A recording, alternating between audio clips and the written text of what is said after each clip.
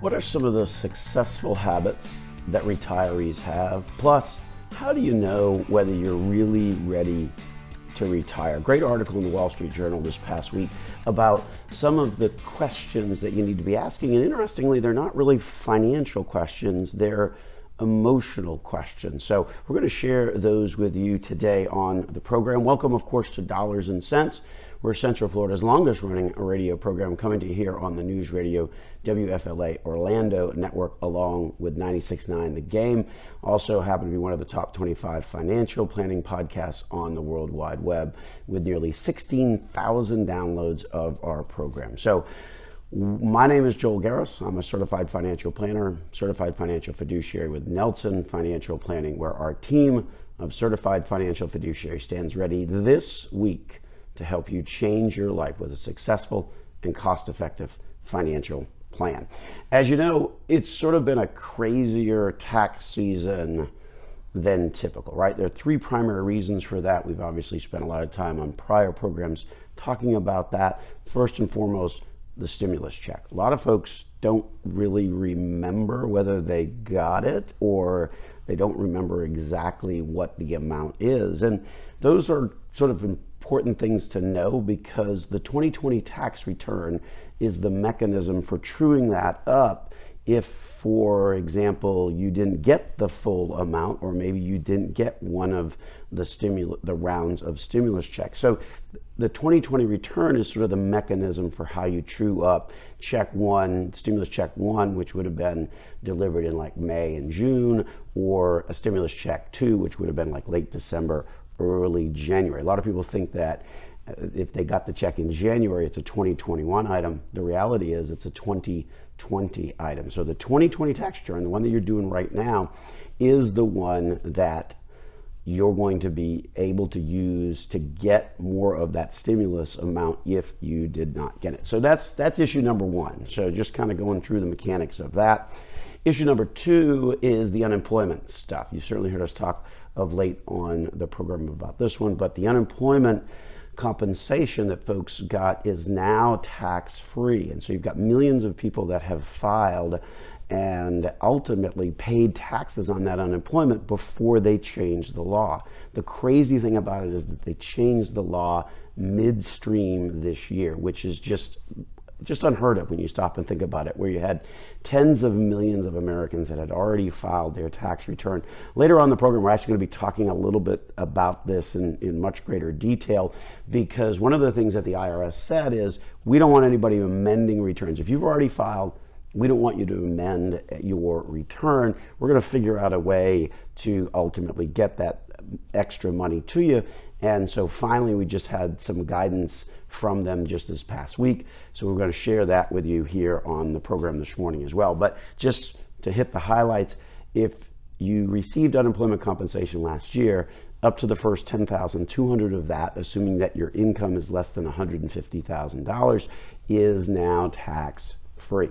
So that is a pretty big number for 2020 when you stop and think about it. About 40 million Americans received unemployment, totaling total benefit of about $580 billion in benefits. So we're talking big numbers, and a lot of people are affected by that. And then, of course, the third sort of crazy thing that made this tax season pretty unique was the change that they did as it relates to the premium tax credit. So with if you're getting your health insurance through the marketplace exchange, you know how that works. You estimate your income, and then that determines the advance premium tax credit that you're going to get, and then that then determines how much you actually pay per month for that health insurance that you're getting through the Obamacare or marketplace exchange. And so what happens then is, when you do your tax return, that is how you sort of true up the numbers, right?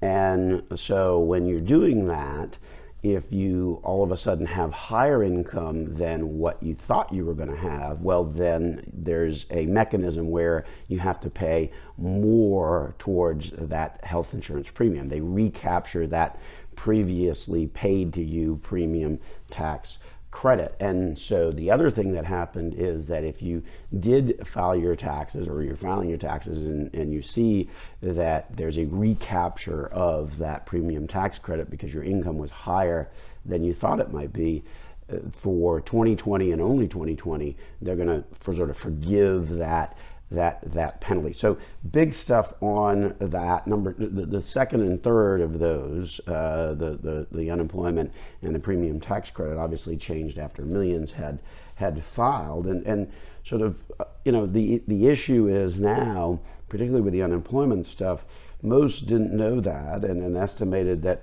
it's estimated that only about like 40% actually have tax withholding on their unemployment. And so when you file your tax return and now you owe money because you didn't have any tax withholding on it, then the reality is now that you paid more in. So during the course of the summer, the folks at the IRS are going to try and treat that. Again, we'll have more on that later on in the program. But the reality is that the IRS plans to refund any tax payment on the unemployment compensation. And so what they're going to do is they're going to refund the tax payment for individuals first. I'm not sure where they picked individuals first, but they're going to refund the tax payment for individuals first, and then they're going to go to couples who filed jointly. Repayments are going to be in phases during the course of the summer, so there's no action needed for folks to sort of reclaim that unemployment. So if you filed and you paid out money, ultimately you're going to wind up getting a refund of those dollars back. Now, here's the caveat. So this unemployment stuff, pretty straightforward, or pretty straightforward as things can be, courtesy of the IRS. The reality is that they're going to basically amend the return for you on your behalf and ultimately send you the money. But if you filed paper, right, then that's going to be a much longer period of time before you can get back that money, because they process electronic returns much more slowly than they do paper. They process paper returns much more slowly than they do electronic returns. And also, if you wind up not having your tax return connected to your bank account, then that's going to also slow that process down. We saw those same kind of things happen with the stimulus checks. If you were a paper return, you had to wait longer for the stimulus check. If you didn't have bank account information, then you had to wait longer to get the stimulus check. Same kind of concept applies on the unemployment stuff. So bottom line is, make sure that when you are doing your tax return, that you are filing electronically and you are including bank account information. This is just another example of why it's important to do that, so that you can capture that whatever the refund is or whatever the option is that is available. Those are the things that you certainly want to be able to do. So that's the update on the unemployment stuff. We're going to take a break. During the course of the break, we will continue on the conversation in terms of some of the successful habits that retirees have after these messages here on Dollars and Cents. So what are some successful habits that retirees do? We wanted to share some of those things on the program with you this morning. So happy Sunday morning, and welcome to Dollars and Cents, where we help you make sense out of all of life's decisions involving your dollars. My name is Joel Garris. I'm a certified financial planner, certified financial fiduciary with Nelson Financial Planning, where our team of certified financial fiduciary stands ready this week to help you change your life with a successful and cost-effective financial plan. Got to forgive my raspy voice this morning. It was an exciting weekend. As many of you know, I have 3 sons. My middle one is a senior at Boone High School, and he's on the lacrosse team. And Friday night, it was the district finals.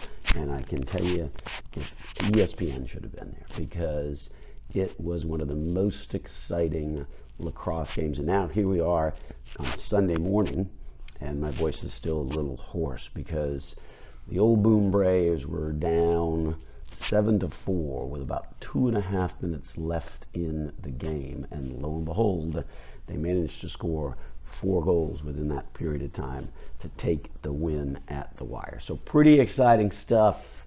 I'm very excited for my son and his team. Tough loss for the folks out at West Orange, though. Boy, you think you're up 7-4, you're gonna win, and then all of a sudden it just shifts. So that's the fascinating thing about sports. It was a lot of fun to be in a stadium with a bunch of parents, and just a good old-fashioned time that reminds me of the pre-pandemic days. But it certainly was good. But anyway, I'm paying the price today in terms of the raspiness. Anyway, I digress. So we're going to get back on topic here. There's some of the successful habits that retirees do. And the first one should, I guess, come as no surprise, and that is very simply living beneath your means. What does that mean? Well, it ultimately means that you are spending less than what you're earning. I think far too often people always try and spend more and more and more, and the reality is that your better strategy, if you want to have a good retirement, is to make sure that you are spending less than what you are bringing in. So obviously, live beneath your means is a big commonality among successful retirees. Second of all is of course planning ahead, right? I mean, no thing just happens by chance. So when you look at folks that have retired successfully, there was a plan in place for a number of years. And so if you're still a number of years away from retirement, how do you kind of tackle that whole planning ahead? Well, first and foremost, it involves creating a budget and kind of really looking at that income and the expenses to see if you can reduce down those expenses so you can kind of save more of that income for retirement. And that's really the concept of paying yourself first. We've certainly talked about that in previous programs. The reality is, by paying yourself first, you're not paying yourself last, right? Because if you're thinking of I'm going to save into my investment accounts or for my retirement once I've paid all of my other bills, the problem is more often than not, then there's not anything left after you pay all of those other bills. So if you pay yourself first as that first check you write or that first deduction you make out of your accounts, then that ultimately is a great way to make sure that you will have a successful retirement plan. One of the caveats that I always like to throw in here when we talk about that is watch out for the unknown. One of the biggest unknowns is adult kids who constantly sort of need assistance and help and things like that. That's where the plan can get derailed. So watch out for those kids. We love them, but if they're adults, then we got to kind of let them do their thing. Far too often I hear folks saying, oh, I need to do this for my kids, I need to do that for my kids, and my kid is 40. So maybe you pull back on that. So next up, find a balance that ultimately works for you, where you sort of ignore the Joneses, if you will, and ultimately don't really look to your neighbors for a comparison purpose, but really look internally into yourself. That's got a lot of there's a lot of topics there that we're going to talk about in the next segment about some of the questions to ask yourself emotionally if you're ready to retire. But find that balance that sort of works for you between the life you want to live and the spending and the patterns and things like that. Next up, we would obviously encourage that you communicate with your partner, right? You don't need to just agree on everything, but it is certainly important to talk. So oftentimes folks haven't really had those conversations, and so it's important to make sure that at least you have talked it through to ultimately get to some kind of a solution of what retirement looks like. Not only just what retirement looks like, but what the timing of it might be. Maybe your partner has a different idea or a different timeline in terms of what it looks like and when it's going to occur. So make sure that you are communicating with your partner on those kinds of issues, and that's certainly one of the successful habits that retirees have. The other commonality that we see is that generally they don't have any debt, and that's an important one, because if you have the debt, if you have the mortgage, then that means you've got the monthly payment. But if you don't, then that means you've got a lot more flexibility in terms of what you can do with your cash flow. So ultimately, the notion of not having any debt is something that you've certainly got to plan ahead for, right? So if you're still working, still years from retirement, try and really look at that debt and figure out a way to make sure that that can get eliminated over the course of time before you reach retirement. And then once you're in retirement, really resist the urge to take on more debt, because that just means now you've got a payment that you've got to make each and every month. And speaking of income in retirement, we would also stress the need to have a solid retirement income plan. Now, what that is it's really looking at where you're going to get your income from in retirement and understanding the nature of it and understanding the tax nature of it as well. So if we think about the typical sources of retirement income, it might be Social Security, it might be a pension, it might be from investments, or it might be from a retirement account of some time. Each one of those is going to have very different tax implications, and so you may want to overweight income from one of those places more earlier in retirement to minimize taxes, or in fact take out more from other types of accounts. So it's really about kind of looking at that total picture and determining, okay, where is my income going to come from in retirement, and ultimately addressing that and creating a plan that generates that retirement income plan. And then next up would be sort of trying to retire on your own terms, and what that looks like for everybody is different. A lot of people will try and transition to a partial retirement. Others will just say, hey, we're done. But ultimately really try and have that be something that you do on your own terms, where it's not too early and certainly don't want it to be too late. The reality is that trying to retire on your own terms is one of the successful habits for retirees. And then lastly, and this goes without saying, you don't want to just sit around on the couch, or maybe you want to do that for a little bit, but you surely don't want to sit on the couch, because then your health, not just your physical, but also your mental health, really starts to decline if you do that. So make sure you've got some kind of a purpose in retirement, because that ultimately will allow you to have a more successful and a more fulfilling retirement. Get up, follow a schedule, just like you normally would if you were working. Those are certainly some of the key things to be thinking about in terms of some of the successful habits that retirees do. Here they are in sequence. So successful habits that retirees do. Number one, live beneath your means. Number two, plan years ahead. Number three, find a balance that works for you in terms of the life that you want to live. Number four, communicate with your partner, right? Make sure that you're having those conversations along the way. You don't necessarily have to agree, but communication in there is key. Number five, say no to debt, right? You just don't want that monthly payment in retirement. Number six, create a solid retirement income plan. Where am I going to get income from in retirement, and which bucket, if you will, and what's the tax nature of that? And is there a way to minimize those taxes early on? And then number seven, retire on your own terms. And then lastly, number eight, find a purpose in retirement. So those are some of the successful habits of retirees, and ultimately I think there's a lot of good information there for really anybody, no matter where you are, whether you are a retiree or whether you're planning to retire. Some solid habits for all of us to follow in that group. Next up on the program, we're going to talk about one of the most important decisions about retirement, and that's this notion of timing and when you're ready and things like that. Great article in the Wall Street Journal this past week that we want to share with you. We also posted it to our Facebook page as well for additional information. We're going to talk about that article next here on Dollars and Cents with Joel Garris, Nelson Financial Planning on News Radio, WFLA, Orlando. So retirement is one of the most important decisions.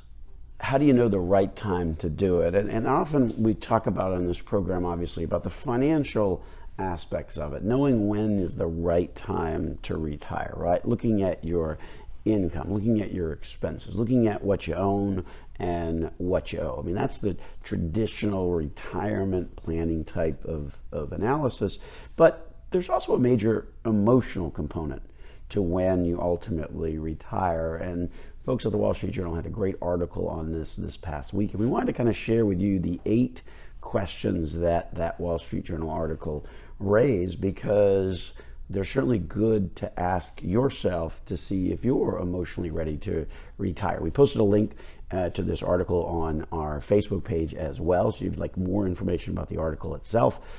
feel free to go to our Facebook page at Nelson Financial Planning and check out the full article courtesy of the Wall Street Journal. The article itself is entitled, "Are You Emotionally Ready to Retire? 8 Questions to Ask Yourself." So we're going to go over those 8 questions here on the program in this segment here on Dollars and Cents, where we help you make sense out of all of life's decisions involving your dollars. We're one of the longest running radio programs in Central Florida, coming to you here on 96.9 The Game, along with News Radio WFL Orlando.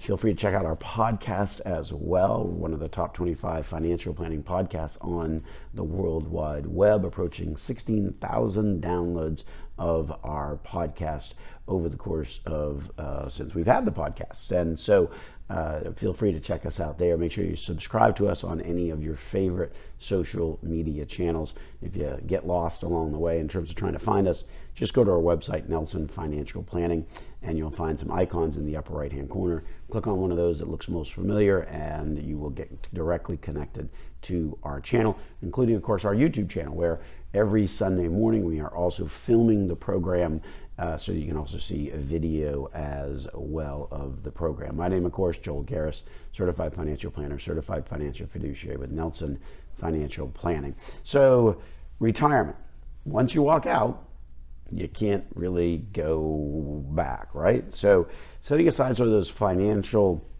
considerations, we're going to talk about some of the emotional things to be considering courtesy of this article from the Wall Street Journal. So first question is, every Sunday night or every time when you return from a vacation, do you look forward to finishing tasks, seeing friends and colleagues, and perhaps learning something new? Or do you, in fact, dread another week of tedious tasks and difficult people? That one requires a little bit of soul searching as you enter the week. But many folks who have worked for decades, so there's a lot of the accepting of the normal routine that may distract you from whether you are really ready to retire or not. But ask yourself that question. Sunday night, you got to go into work the next day. Are you dreading it? Are you dragging? Or are you excited about the notion of, hey, there's some challenges and I've got a schedule and I'm looking forward to it and I'm going to press ahead? That's certainly one of the big questions to make sure that you are asking yourself to really get a thumbnail for whether you are emotionally ready to retire. Number 2 on the list, have I thought carefully about my financial picture? What expenses am I prepared to cut if money becomes tight? Look, there are unexpected things that are going to happen in life.